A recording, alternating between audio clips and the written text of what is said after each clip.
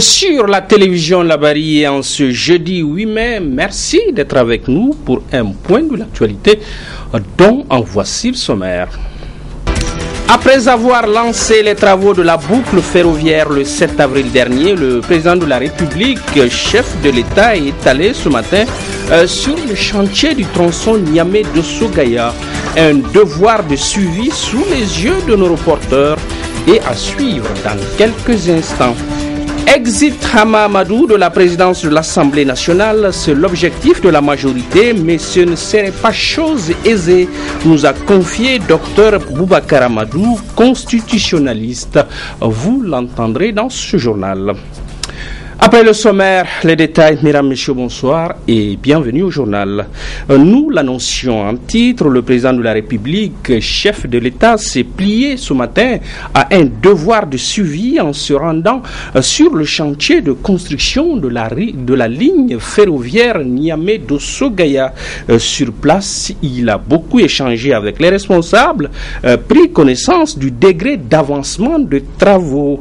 Et il n'est pas dessus, vous allez l'entendre dans ce compte rendu signé Adamou Soumana et Sadou Toumi. Officiellement lancé le 7 avril dernier, la construction du chemin de fer Niamey-Dosso-Parakou continue son bonhomme de chemin sur le tronçon Niamey-Dosso. Un chantier qui a réussi la visite du président de la République, est venu constater de visu l'avancement des travaux de la pose des rails. Je constate que ce travail est effectué avec beaucoup de compétences, avec beaucoup d'expertise. D'ici Dosso, c'est 135 km. Donc, en moyenne, sur 135 jours, on doit pouvoir finir le chantier. Faites le calcul, 135 jours, à partir de maintenant, je pense qu'on sera largement avant le 18 décembre.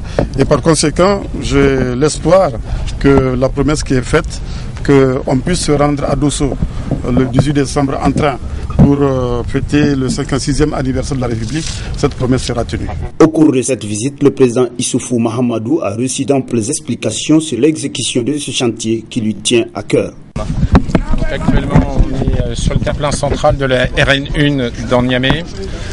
On est en train de réaliser la pose de la voie dans le terre-plein central. On a déjà réalisé depuis dimanche dernier, date à laquelle on a démarré les travaux, 350 mètres d'alignement de rails et de traverses. Ce chantier va progresser jusqu'au péage à la sortie de Niamey.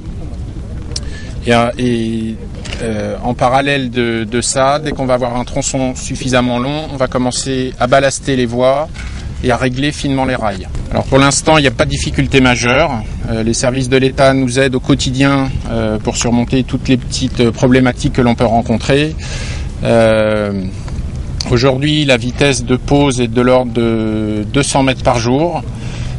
Comme on est en site urbain, il est difficile de mécaniser plus sans gêner la circulation, donc on travaille beaucoup à la main. Dès qu'on sera sorti de Niamey, on va mobiliser plus de moyens mécanisés pour essayer d'atteindre une cadence de pose entre 1 et 2 km par jour. Ce projet de chemin de fer, qualifié à tort ou à raison d'utopie par certains concitoyens à une époque très récente, prend ainsi forme grâce à la volonté politique du président de la République.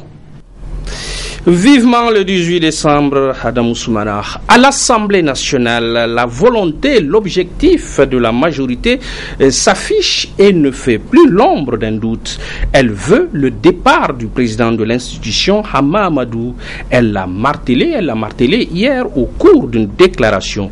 Mais ce ne serait pas chose aisée, nous a confié le constitutionnaliste Dr Boubacar Amadou dans un entretien avec Hassan Saleh Mustafa. Le reportage. Mes seules obligations, c'est la fonction et le règlement intérieur.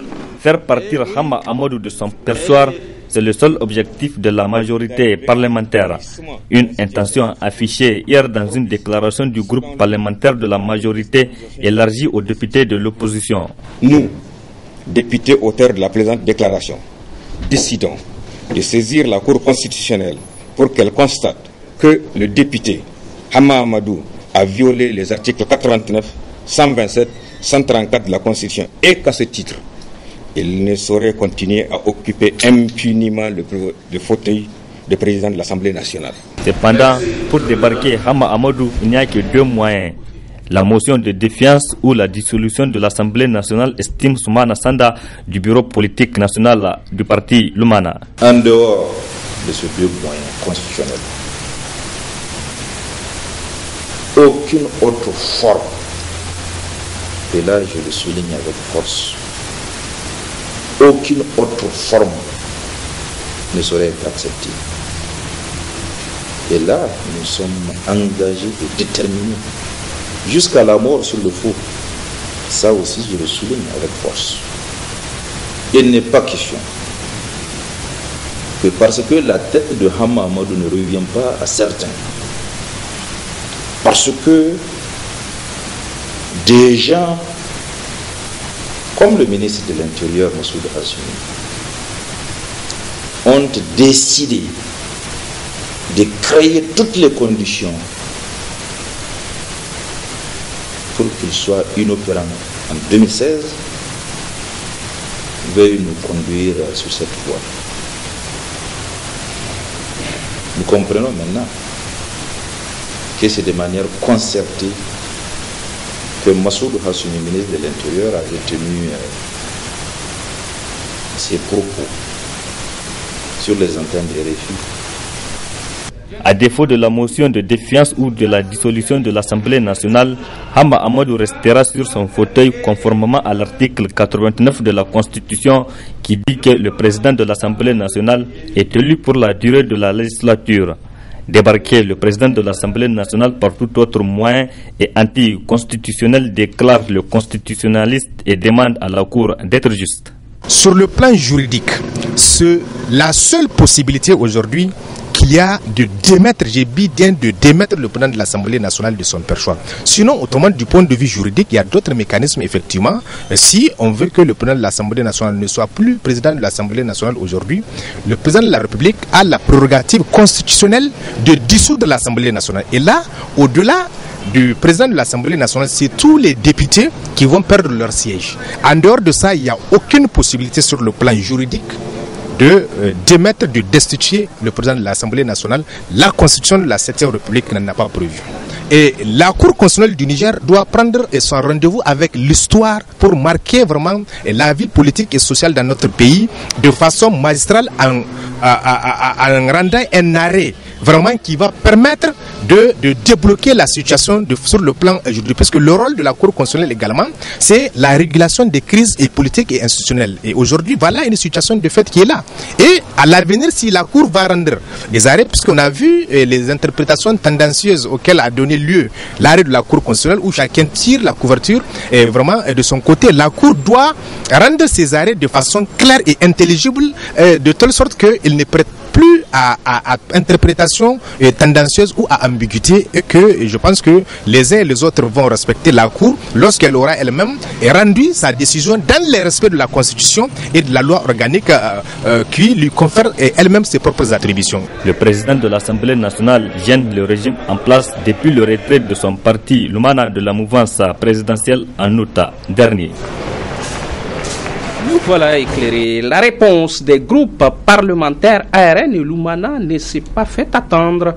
L'heure est grave pour le Niger, disent-ils. La République et la démocratie sont en danger et la majorité déchaînée foule aux pieds la Constitution, la loi et les règlements de la République, conclut-il. Voyons les détails de cette réplique avec le président du groupe parlementaire ARN.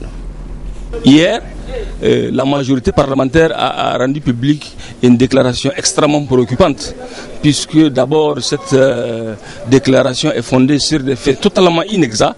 Cette déclaration dénature les choses telles qu'elles se sont passées. Au-delà de la déclaration, ils ont annoncé qu'ils ont introduit une requête à la Cour constitutionnelle tendant à dire que le président de l'Assemblée nationale a violé son serment, qu'il a violé un certain nombre de dispositions constitutionnelles et qu'il demande à la Cour de dire que le président de l'Assemblée nationale, que le poste de président de l'Assemblée nationale est vacant. Nous pensons que ça, c'est une aventure dangereuse pour notre démocratie et pour notre pays. Les attributions de la Cour constitutionnelle sont clairement définies. Je ne vois nulle part dans les dispositions de notre loi fondamentale où il est dit que c'est à la Cour constitutionnelle de constater qu'il y a que le président de l'Assemblée nationale et la vacance d'abord de la présidence de l'Assemblée nationale, ou que de dire que le président de l'Assemblée nationale a commis un parjure. Nous pensons que ce n'est pas de son ressort. Et nous pensons que c'est extrêmement grave que la majorité passe par des instruments juridiques qui impliquent la Cour constitutionnelle dans ce combat qui n'est qu'un combat politique. Nous pensons que cela n'est pas normal. Nous pensons qu'il y a des menaces graves qui pèsent sur le processus démocratique de notre pays, qui pèsent sur l'état de droit de notre pays. C'est ce que nous avons réaffirmé dans nos déclarations et nous comptons introduire une requête auprès de la Cour pour la faire constater que le président de la République, en tant que garant du fonctionnement régulier des institutions, comme il est dit dans la Constitution, qu'il est en train de violer certaines dispositions de notre loi fondamentale. Mais je vous l'ai dit, je vous ai rappelé qu'il appartient, c'est le ressort du président de la République de faire fonctionner les différentes institutions de la République de manière régulière.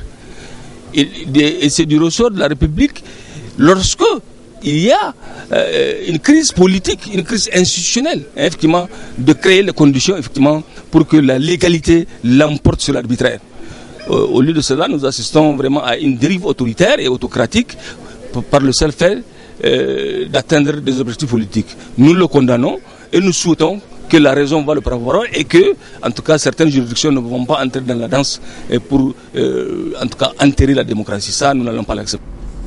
Et loin de cette bouillante arène politique au Palais de Congrès de Niamey ce matin, c'est le groupe intergouvernemental d'action contre le blanchiment d'argent en Afrique de l'Ouest qui ouvrait sa 21e réunion technique sous la présidence du ministre de la Justice, Morou Amadou. Les participants ont à cœur de bouter hors de l'espace CEDEAO la criminalité transnationale organisée. Michel Djedji et Aboubakar Souley pour le compte-rendu. C'est la deuxième fois que cette réunion plénière du GIABA se tient à Niamey, après celle tenue en 2006. Dans son mot de bienvenue, la correspondante nationale de cette institution de la CEDEAO et présidente de la cellule nationale de traitement des informations financières CENTIF a situé l'importance d'une telle rencontre dans un contexte où plusieurs pays de la sous-région restent secoués par des événements douloureux. Occasion également pour le nouveau directeur général nommé à la tête du GIABA de présenter aux participants les actions qu'il compte bientôt entreprendre dans le but de promouvoir la paix et la sécurité dans cet espace commun. Nous œuvrerons à la mise en œuvre urgente d'un plan d'action stratégique qui prendra le relais de celui en cours d'achèvement et dont le bilan nous donnera clairement le tableau de bord de nos priorités. Monsieur le directeur général, alors que vous entamez tout juste votre mandat, vous avez retenu notre pays pour abriter la première réunion plénière de notre institution sous-régionale. C'est là un signe indéniable de la grande amitié que vous avez pour le Niger et je vous en remercie au nom du président de la République et du gouvernement. En effet, le blanchiment et le financement du terrorisme constituent des menaces sérieuses à la démocratie, à l'intégrité de notre système financier, à l'équilibre de notre marché intérieur, à la sécurité des personnes et des biens. La criminalité transnationale organisée constitue une menace sérieuse à la paix et à la sécurité dans notre sous-région. Le blanchiment de capitaux, le financement du terrorisme et la prolifération des armes font partie des manifestations de cette menace. M. Abdoulaye Chérou, ancien directeur général du GIABA, disait en mai 2011 à Dakar que le blanchiment d'argent a atteint 500 milliards de dollars par an dans la seule région Afrique de l'Ouest. Ce blanchiment qui se nourrit essentiellement de corruption, de trafic de drogue, d'êtres humains et d'armes, de la contrebande et de la fraude fiscale perpétue des fléaux dont les médias se font régulièrement l'écho. En tout état de cause, la corruption, La misère des populations dans nos pays pourtant riches en ressources, les vies arrachées par des actes terroristes aveugles sont là pour en témoigner. Après la photo de famille, c'est par une conférence de presse qu'a pris fin cette cérémonie d'ouverture des assises de cette 21e réunion plénière du GIABA qui permettra aux participants 3 jours durant de se livrer à l'exercice de l'évaluation par les pairs afin de renforcer mutuellement les capacités nationales dans le domaine de la lutte contre le blanchiment d'argent et le financement du terrorisme de manière concertée au sein de la communauté ouest-africaine.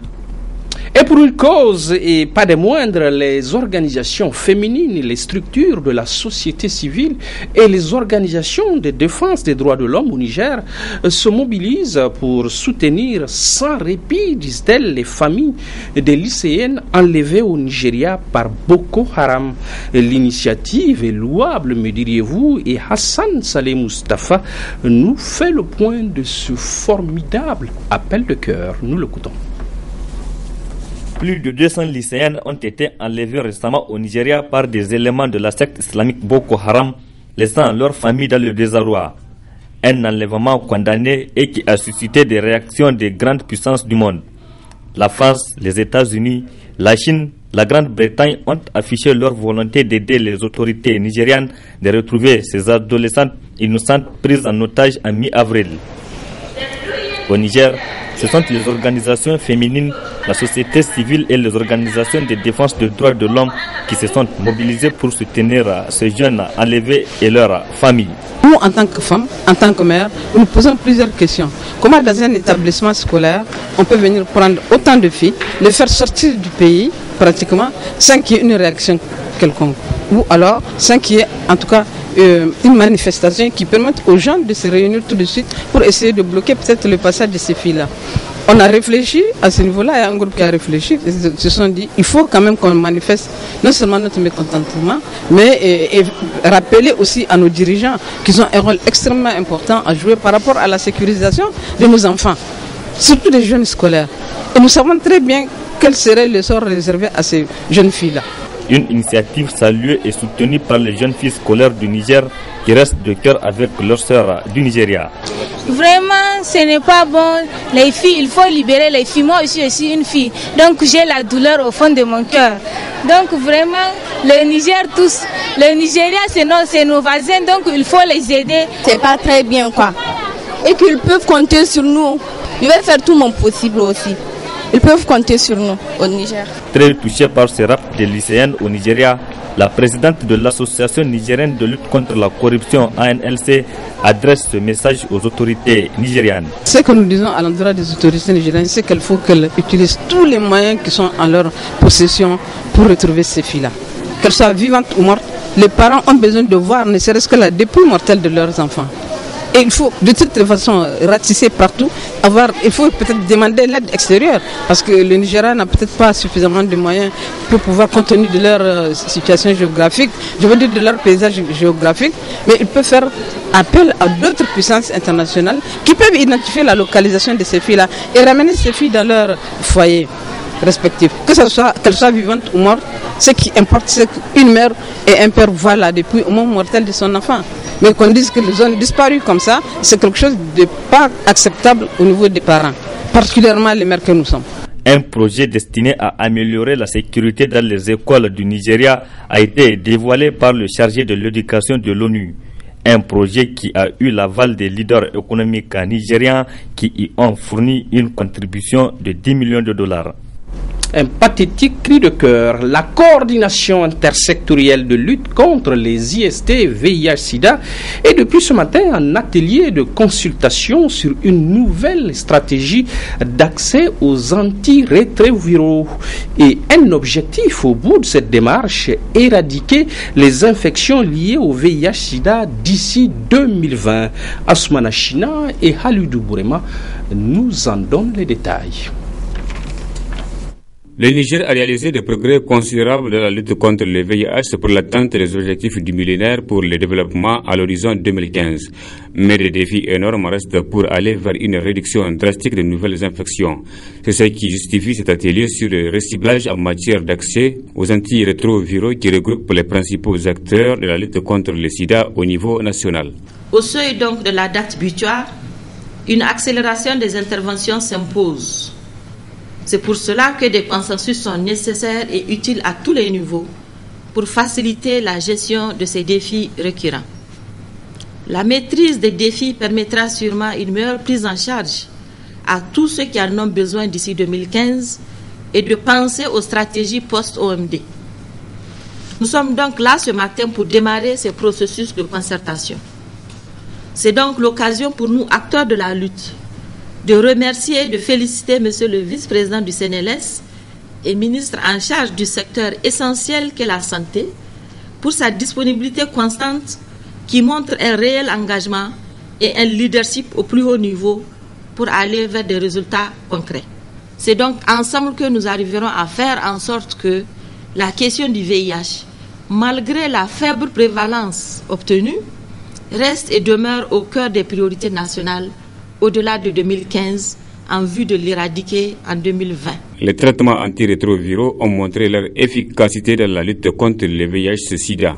Il a été scientifiquement démontré qu'un traitement antirétroviral précoce, sûr et simple peut entraîner un déclin irréversible de l'épidémie à VIH. Et en effet, un traitement antirétroviral administré précocement aide les personnes porteuses du VIH à vivre plus longtemps et en meilleure santé et réduit substantiellement le risque de transmettre le virus à d'autres personnes.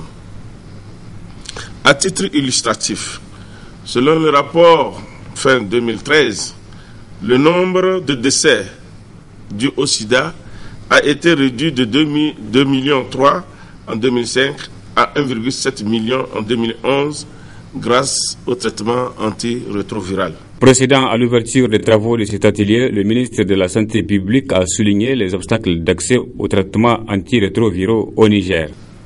Les principales difficultés qui limitent l'accès aux traitements antirétroviraux au Niger sont l'insuffisance de la décentralisation des centres prescripteurs, l'irrégularité du suivi biologique, les difficultés de collecte et de remontée des données des sites de prise en charge. Dans le souci de l'accélération de l'atteinte de l'objectif zéro nouvelle infection, zéro stigmatisation et zéro décès dû au sida, l'OMS a révisé en 2013 les guides et lignes directrices sur les ARV. Selon ces nouvelles lignes directrices 2013, les traitements antirétroviraux doivent être instaurés plus tôt. À la fin des travaux de cet atelier, les participants élaboreront une stratégie de reciblage sur l'accès antirétroviraux qui permettra d'éviter des décès et d'infections liées au VIH-Sida. La Confédération démocratique des travailleurs du Niger, CDTN, tient en ce jeudi 8 mai sa coordination nationale au titre de cette année. Une instance ouverte ce matin nous rapporte entre autres nos reporters Issa Hamidou Meyaki et Ibrahim Abdou. La Confédération démocratique des travailleurs du Niger est bien en coordination nationale pour l'exercice 2014. Cependant, la similitude avec les autres instances des années antérieures, et dont d'ailleurs la CDTN a l'habitude, demeure à la forme et dans le préliminaire. Il s'agit notamment de la phase de vérification des mandats détenus par les membres du bureau exécutif national, les coordonnateurs régionaux, les délégués des syndicats affiliés, ainsi que les membres de la CECAF présents à Niamey. Cette étape menée, la coordination nationale 2014 de la CDTN s'ouvre au rituel religieux qu'elle s'impose à chaque circonstance de ce genre, à savoir une fatia. Cela accompli, on se met debout et on se tient tout droit pour le respect qui se doit à l'hymne de la Confédération. Tous ces préalables achevés, il est revenu au secrétaire général du bureau exécutif national de situer enfin la particularité de cette coordination nationale au titre de l'exercice 2014. conformément à nos statuts et règlements intérieurs, que s'ouvre la présente instance qui a pour ordre du jour de fixer la date, le lieu et le thème du prochain congrès 3 mois avant sa tenue. Camarades militantes et militants, chers invités, c'est donc à cet exercice que je vous exhorte en vue de permettre au Bureau exécutif national de mettre ces 3 mois à profit pour programmer et exécuter les différentes étapes du processus devant nous amener résolument à organiser notre 3e congrès confédéral dans les délais prescrits et dans de bonnes conditions. Sont inscrits aussi à l'ordre du jour d'autres points non moins importants qui seront effectivement débattus en vue de faire une évaluation objective de quelques-unes de nos activités pour renforcer l'identité de notre confédération. Et des slogans bien à propos, voilà de quoi maintenir l'ardeur militante de la Confédération démocratique des travailleurs du Niger au cours de cette coordination nationale 2014. La CDTN, vive! La CDTN, vive! La lutte, continue! La lutte, continue! Tous unis, tous unis. Merci camarades. Restons avec la CDTN où ce soir même est intervenue la clôture de cette coordination nationale. Les participants sont repartis après avoir formulé une série de résolutions que nous allons écouter. Considérant le premier alinéa de l'article 14 des statuts qui stipule que le Congrès confédéral se tient tous les 4 ans. Considérant les dispositions du deuxième alinéa de l'article 14 des statuts qui précise que la date, le lieu et le thème du Congrès sont arrêtés par la coordination nationale et communiqués au moins 3 mois à l'avance par le BEN aux structures. La coordination nationale au titre de l'année 2014, réunie au siège du syndicat national des agents du Trésor le jeudi 8 mai 2014, décide de la convocation du 3e congrès ordinaire de la CDTN pour les 12, 13, 14 août 2014 à Niamey sous le thème « Élections professionnelles au Niger, enjeux et perspectives ».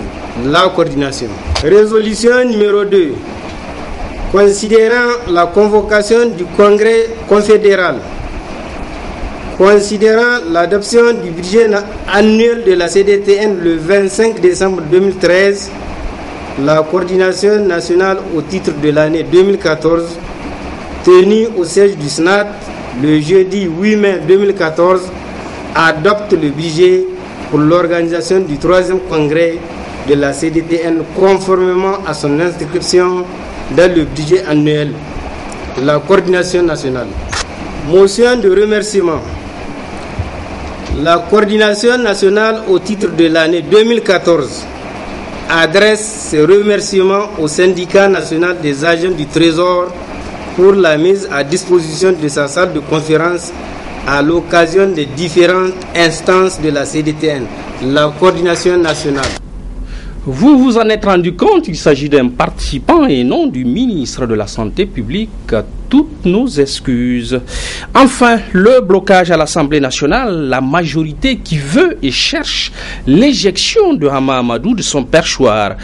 Pour y voir plus, éclairer nos lanternes, nous sommes allés à la rencontre du docteur Boubacar Amadou, constitutionnaliste de son État. Il est difficile légalement de faire partir le président de l'Assemblée nationale, nous a-t-il confié entre autres. C'est la partie magazine de ce journal. Bonne réception et excellente suite de programme à notre compagnie. Au revoir. Je pense que ce qu'il faut dire, c'est d'abord regrettable à ce que dans une démocratie qui se respecte, que la représentation nationale, donc le pouvoir législatif, qui a pour mission constitutionnelle de voter la loi, de consentir l'impôt, de contrôler l'action gouvernementale soit bloquée dans un pays pendant 3 semaines. Je pense que c'est inadmissible dans toute démocratie qui se respecte sera et intolérable. Parce que vous le savez très bien que l'Assemblée nationale, c'est le deuxième pouvoir, le pouvoir législatif, qui a des responsabilités énormes. Et vous le savez très bien que l'Assemblée nationale du Niger tient 2 sessions. La première session donc, qui s'ouvre donc, la première semaine du mois d'octobre, dite la session budgétaire, et cette session de mars qui est appelée communément session de loi. Et au cours de cette session, vous avez remarqué avec les peuples nigériens qu'il y a beaucoup de projets de loi qui sont sur le bureau de l'Assemblée nationale qui devraient être votés pendant les 3 mois qui doivent durer cette session, les travaux de la session. Mais malheureusement, la question du renouvellement du bureau est venue pour compliquer la situation. Je pense que sur la base vraiment des calculs ratiociens où vraiment les gens n'ont pas à l'idée vraiment l'intérêt général, à travers des manœuvres dilatoires, ils ont délibérément bloqué. Donc la question qui me posait de savoir juridiquement si on peut démettre le président de l'Assemblée nationale. L'article 89 de la Constitution dit que le président de l'Assemblée nationale est élu pour la durée de la législature. Et vous savez que la durée de la législature au Niger est de 5 ans. Donc l'Assemblée nationale est élue pour 5 ans. Et théoriquement, président de l'Assemblée nationale doit faire 5 ans. Mais il se trouve que dans le même article 89, il y a un alinéa qui a prévu qu'en cas de crise de confiance entre le président de l'Assemblée nationale et le député, celui-ci peut être destitué donc par une motion de destitution qui doit être signée par la moitié des membres de l'Assemblée nationale et cette motion doit être votée par les 2/3 des membres de l'Assemblée nationale.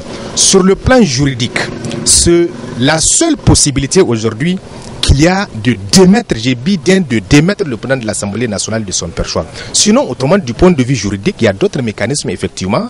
Si on veut que le président de l'Assemblée nationale ne soit plus président de l'Assemblée nationale aujourd'hui, le président de la République a la prérogative constitutionnelle de dissoudre l'Assemblée nationale. Et là, au-delà du président de l'Assemblée nationale, c'est tous les députés qui vont perdre leur siège. En dehors de ça, il n'y a aucune possibilité sur le plan juridique de démettre, de destituer le président de la République, de l'Assemblée nationale.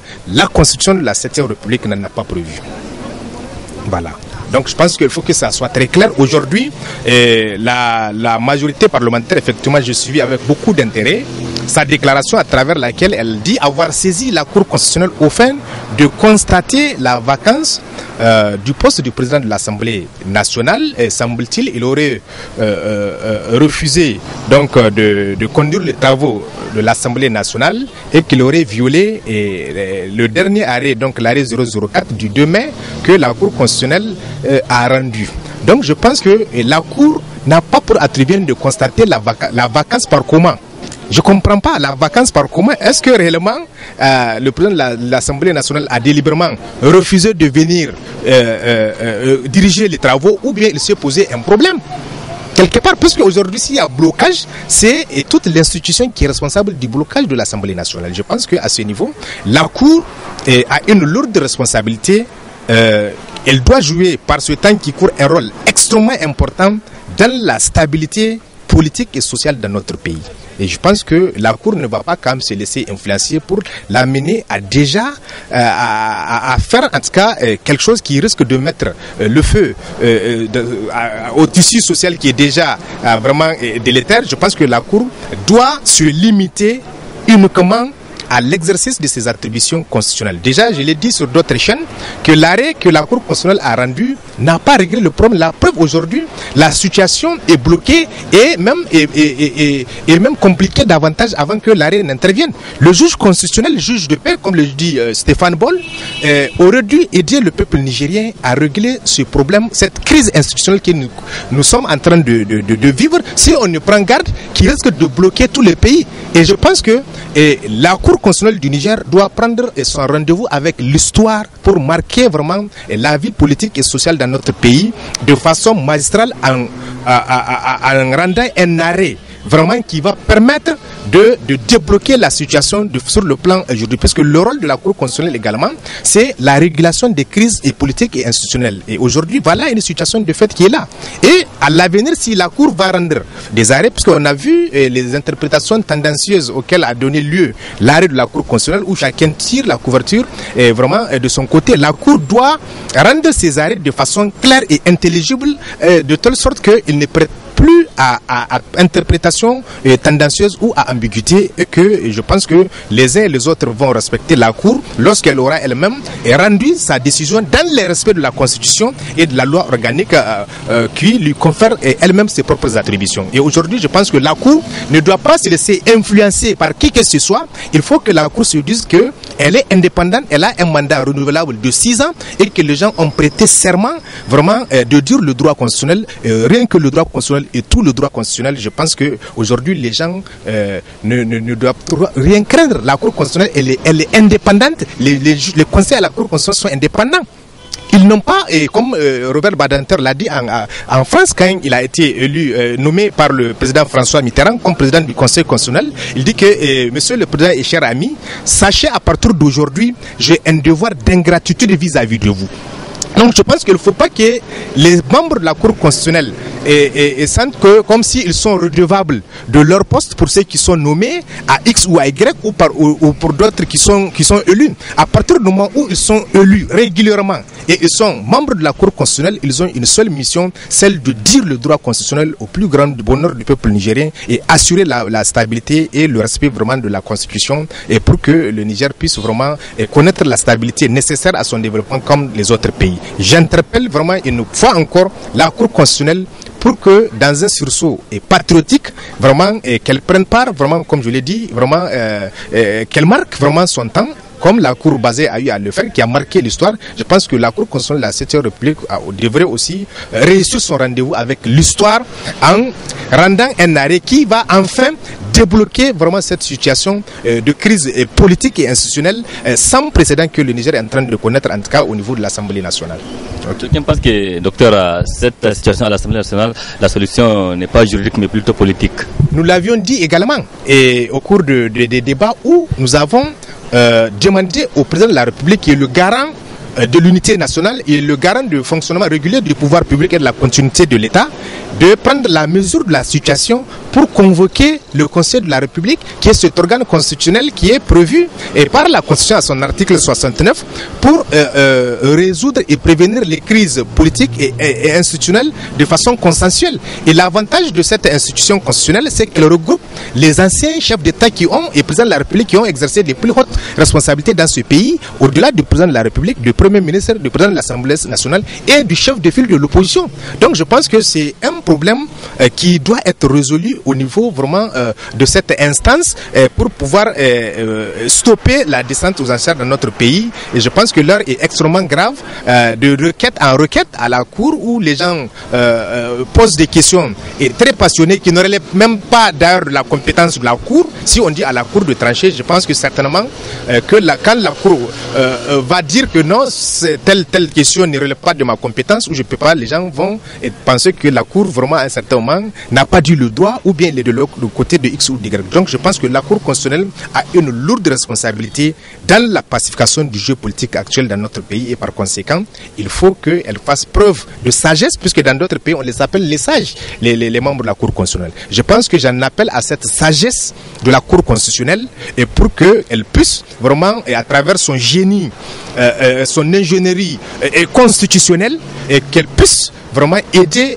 le Niger à sortir vraiment de cette situation, de cette impasse politique que le Niger est en train de traverser, une histoire vraiment sombre, vraiment de sa vie politique et institutionnelle.